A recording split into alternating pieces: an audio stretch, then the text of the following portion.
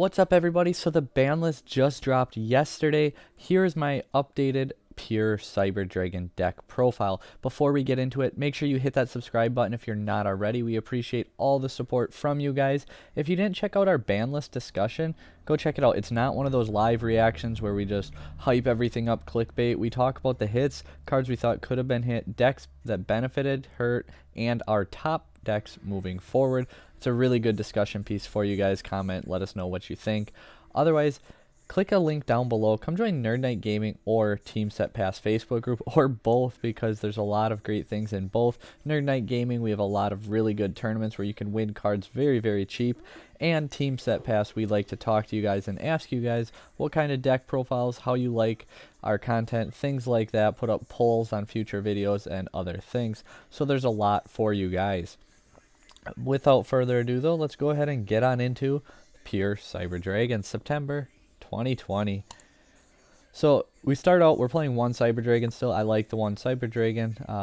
Verde, Red Eyes Fusion, none of it got hit. None of it was expected to, personally. But it just makes one Cyber Dragon so much better, if you ask me. So one Cyber Dragon, 3 core, because we want an open core. It's our start of the deck. 3 Cyber Dragon hurts because it's the best extender in the deck and can do so much on its own. I actually go with triple Naxter now because I like to see a Cyber Dragon name more and more. 1 Cyber Dragon Fear, triple Galaxy Soldiers because we want to be able to combo off and make our boards. And if they start negating like your core, your soldier, things like that, you might not get your infinity, but it's so easy to make Verde through negations, and that's why our special summons are very important. Double Jizukiru, because decks going forward, you got like Infernobles, you got Rockets, you got Dinosaur, Eldritch, you got Orcust, you got, well, I mean, Orcust are mostly machines, but they can put out like a Dragoon, and, well, speaking on that, Dragoon deck to deal with. Just so many decks that you really could use a Jizukiru, and that's why we play it at 2. 1 Pankratops, because it really is one of those cards that's good against everything. There's not really a bad matchup whatsoever.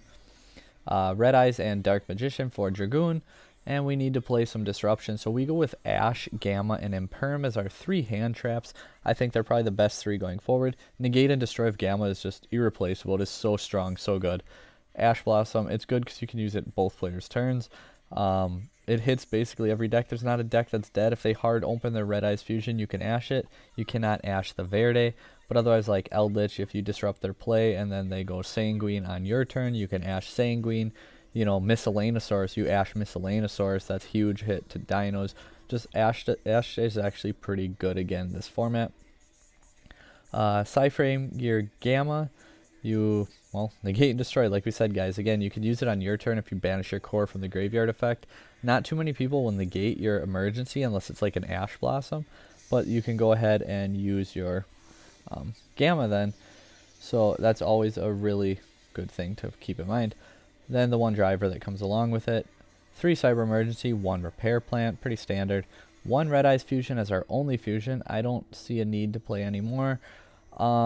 Verde rarely will see the field long enough to use 2, and personally I think even if you go second, Dragoon usually will put out more damage than your Rampage. I mean, you can boost your Rampage by your Seeger and make like 12,600 relatively easily if your hand's good enough, but we're not going for that approach because not only can Dragoon summon out and then negate and destroy something, so it's at 4,000. You can destroy 2 monsters. Odds are that's going to be at least another 4K right there. So you're already at 8,000 just off your Dragoon, except you negate something and you pop 2 cards.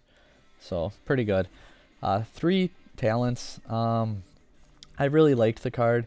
I was playing it at 2 already, but with the Dragoon package, I like playing a little more than 40, just because it helps reduce the odds of seeing your Red Eyes Fusion in your opening hand. The other 2 are not ideal to open, but they're fine because you can still use them from your hand, whereas Red Eyes Fusion, it kind of handicaps what you can do.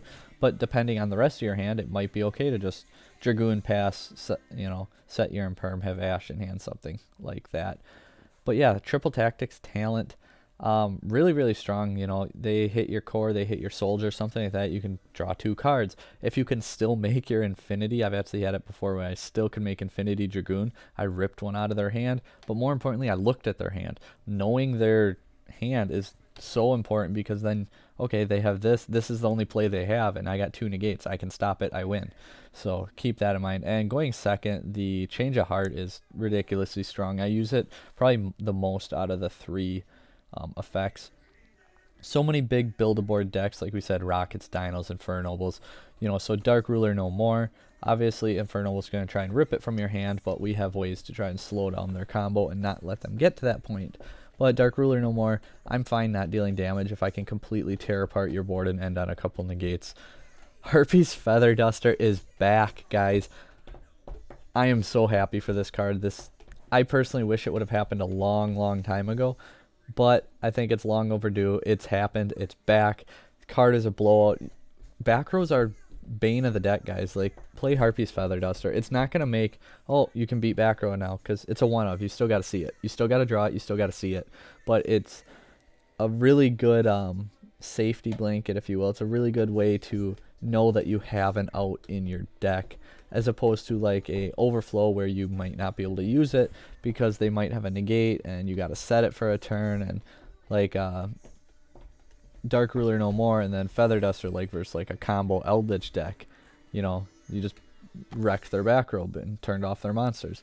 That wouldn't work with overflow, because you Dark Ruler no more, set your overflow, and now their negates are live again on their turn. So 3 infinite permanences. Extra deck, we have 1 Mega Fleet. I haven't found a need for multiple too recently. Double Chimera Tech Fortress. We're playing 2 Kaijus, and Orcust is definitely going to see a lot more play. It is PK Orcust. Keep that in mind. So that means you're less likely to see the machines. They're going to do things like calamities on your turn, which, keep in mind, guys, our Cyber Orcust list, we're working on a dupe version and a no dupe version. And the things this deck can do is insane, you know, sending 2 to 4 while popping 3 and sending 1, or popping 1, sending 1. But otherwise, so we'll just break it down to the basic.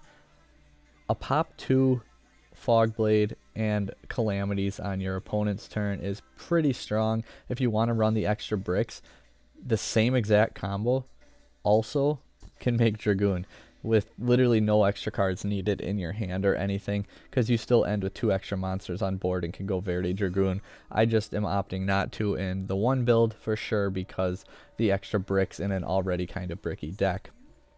1 Rampage Dragon, mostly in case they pop Nova, or I've even had versus why can't I think right now, Dogmatica matchup, where I could obviously go for Makaba, but going for Rampage and then getting a core to my hand to start my follow-up play was just good game, and it was ended it. So I like the option having both the 1 Makaba in Tis and 1 Nova for the dragma counter, basically. Otherwise, you know, getting Nibiru, you can also summon your Makaba. We have our Dragoon.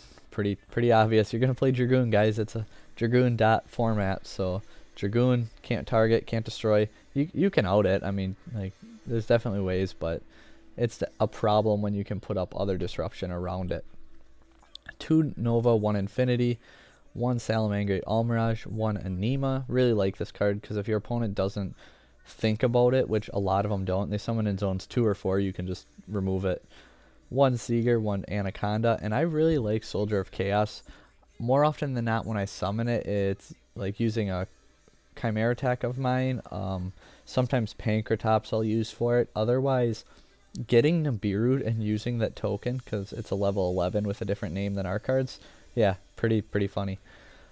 So side deck I do have for you guys. This is very subject to change the more I play and test, because this format is, I mean, it's basically known, but it's not really defined as to what truly will be the best decks. So a lot of people are going to experiment with things. And for right now, we're going with triple Lancia, because Dinos and Orcust get hit really hard by it. 3 sphere modes.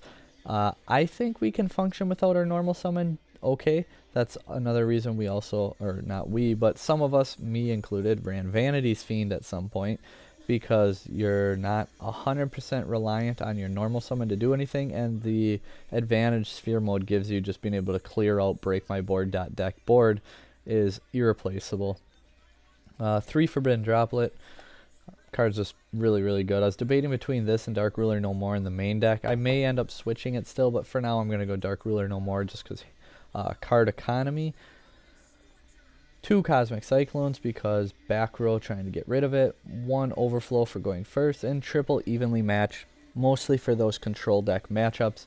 But yeah, so here's the deck. Here's kind of why I play what I play. It's definitely going to be subject to change. This is the first draft, and we're going to go ahead and practice a bunch with it, but we are also working on all kinds of other things, you know, our own Dinosaur, Rockets, Cyber Orcust with and without machine duplication, updated Cyber Synchro deck list, been doing really good playing with it, enjoying it a lot as well, and many more videos for you guys. So subscribe, like, comment, you guys know the drill. Thanks for watching and have a good one.